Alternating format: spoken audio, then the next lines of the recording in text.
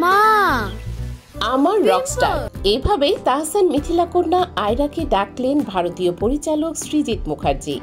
সম্পর্কে আয়রার বাবা তিনি, যে কারণে মিডিয়াতে মেয়ের প্রথম কাজে খুব খুশি কলকাতার পরিচালক।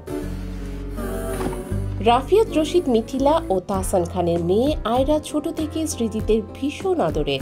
সামাজিক যোগাযোগ মাধ্যমে প্রায়শই মেয়ের সঙ্গে নানা মুহূর্ত শেয়ার করে নিতে দেখা যায় তাকে। সম্প্রতি একটি বিজ্ঞাপনে মায়ের সঙ্গে এক ফ্রেমে হাজির হয়েছে ছোট্ট আয়রা। সেই ভিডিও নিজের ফেসবুক ওয়ালে শেয়ার করেছেন পরিচালক। মেয়েকে পর্দায় দেখে প্রথম নিজের চোখকেই বিশ্বাস করতে পারেননি সৃজিত। আনন্দবাজারকে তিনি বলেন, দেখতে দেখতে বড় হয়ে গেল।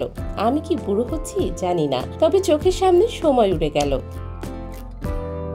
যদিও মিথিলা সৃজিত দাম্পত্য নিয়ে নানা গুঞ্জন শোনা যায়, তবে আয়রার সঙ্গে সৃজিতের সম্পর্কের উষ্ণতা অটুট।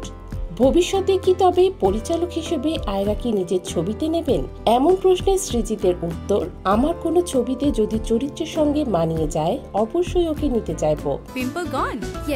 তাহসানের সঙ্গে বিচ্ছেদের পর সৃজিত মুখার্জিকে বিয়ে করেন মিথিলা, তবে সেই সংসারেও এখন শোনা যাচ্ছে ভাঙনের গুঞ্জন। তারকা দম্পতির সম্পর্কের সমীকরণ এখন যাই হোক না কেন, বাবা হিসেবে মেয়ের প্রতি ভালোবাসা রয়েছে সৃজিতের, সেটাই প্রকাশ করলেন সামাজিক যোগাযোগ মাধ্যমে।